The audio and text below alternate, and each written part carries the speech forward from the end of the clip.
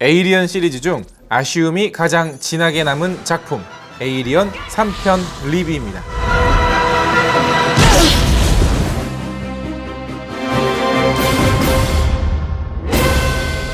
전편에서 무사히 탈출한 리플리와 그 일행들, 그러나 우주선 속에 숨어있던 에이리언의 공격으로 우주선은 근처 행성으로 추락하고 마는데요. 그 행성은 웨이랜드가 운영하는 노동 교도소 시설이 있는 곳입니다. 추락한 우주선에서 유일하게 생존한 리플리는 에이리언의 흔적을 발견하고 저지해보려고 하지만 열악한 시설에서 괴물을 잡을 방법은 없어 보입니다. 리플리는 언제쯤 에이리언의 공격으로부터 자유로운 몸이 될 수 있을까요? SF 스릴러 드라마입니다.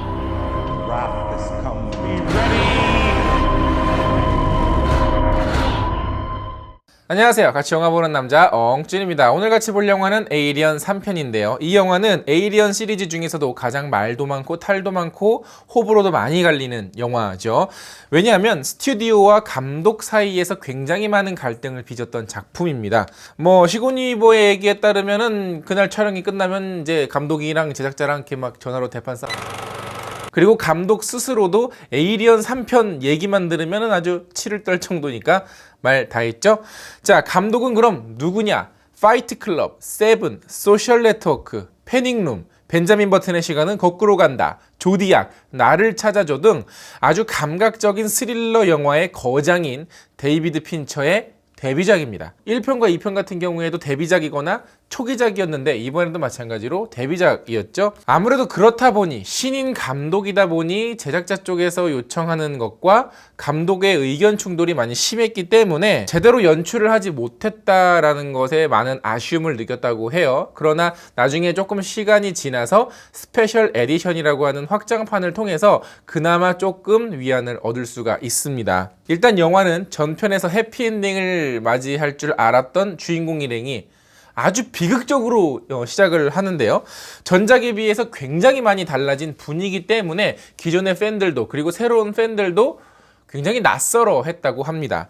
특히나 이 영화는 속편의 법칙이 깨진 영화이기도 한데요. 흔히들 헐리우드에서 말하는 속편의 법칙이라면 더 크게, 더 웅장하게, 더 화려하게, 더 많은 볼거리를 제공하는 영화, 이런 것들이 속편의 법칙이지 않습니까? 그런데 이 영화 같은 경우에는 규모도 축소되고 무대도 전혀 예상치 못한 곳으로 바뀌었고 괴기하기까지 합니다. 그리고 에이리언도 다시 한 마리로 돌아왔죠. 감독의 의도 역시도 조금 더 스너프 필름처럼 잔혹하게 묘사하려고 했지만 막상 영화 본편을 보면 그렇게 잔혹하다라는 느낌은 많이 받지는 못합니다. 물론 전작들에 비해서 피는 조금 많이 튀기기는 한 것 같아요. 그리고 데이비드 핀처 감독의 이후의 작품을 또 생각을 하면 그런 것과 비교를 했을 때 아무래도 많이 아쉬움이 남을 수밖에 없는 그런 영화죠. 스페셜 에디션과 본편의 차이점은 이렇습니다. 본편에서는 개가 에이리언의 숙주, 그리고 스페셜 에디션에서는 소가 에이리언의 숙주가 되는데요. 만약에 여러분이 개로 기억을 하신다면 극장판 본편을 보신 거고요. 소로 기억을 하신다면 이후에 나온 스페셜 에디션을 봤다라고 아시면 되겠어요. 일단 이 영화는 제가 꽤 오래전에 봤을 때는 굉장히 지루했었는데 다시 보니까는 조금 재밌더라고요. 왜냐면 이 영화는 에이리언 시리즈를 좋아하는 분들, 에이리언 세계관을 좋아하는 분들이라면 에이리언의 또 다른 모습들도 볼 수 있기 때문에 어찌됐거나 볼만한 가치는 있습니다.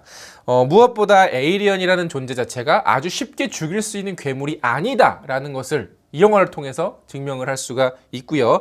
웨이랜드 유탄이라고 하는 이 정체를 알 수 없는 기업의 목적이 보다 명확하게 드러났다라는 점에서 다소 흥미로운 지점이 될 수 있겠죠. 특히 막바지에 등장하는 인물은 전편을 보신 분들이라면 야 이거 뭐가 또 숨겨진 이야기가 있을 것 같은데, 혹은 에이리언 커버넌트나 프로메테우스에서 나왔던 여러 가지 가설들을 살짝 대입해볼 만한 인물이기도 합니다. 그런 얘기가 있더라고요. 또 리플리의 생존에 숨겨진 비밀이 있다는 점 같은 경우에는 마찬가지로 상당히 흥미로운 설정들이니까 에이리언 시리즈를 좋아하시는 분들은 이 영화도 그럭저럭 재밌게 볼 수 있을 것 같습니다. 그러나 엔터테인먼트적인 요소가 강했던 전작에 비해서 너무나도 루즈하고 종교적인 색깔도 좀 들어가 있어요. 이 영화 속의 인물들이 얘기하고 있는 뭐 종교의식이라든가 이런 어떤 주제나 철학 같은 부분들이 사실상 이 영화의 전체적인 내러티브에 그게 큰 영향을 주지를 않다 보니까 이거 뭐 조금 불필요한 이야기하는 것 같고 약간 쓸데없는 이야기하는 것 같고 약간 루즈하게 느껴지기도 하고 아마 그러시는 분들도 있을 거라는 생각은 드네요. 에이리언과 사투를 벌이는 중반부 이후부터가 조금 볼만한 장면이기는 한데요. 일단 이 영화의 가장 큰 차이점이라고 하면 에이리언이 CG로 만들어졌다라는 겁니다. 그런데 당시의 영화 기술력이 너무 부족하다 보니까 CG로 만들어진 이 에이리언의 모습을 보면 지금 관객의 기준에서는 약간 소소한 약간 비웃음 같은 게 나올 수도 있다라는 거. 사실 저도 처음 봤을 때도 그렇고 나중에 봤을 때도 그렇고 이 CG로 만들어진 에이리언 때문에 살짝 몰입이 방해가 되더라고요.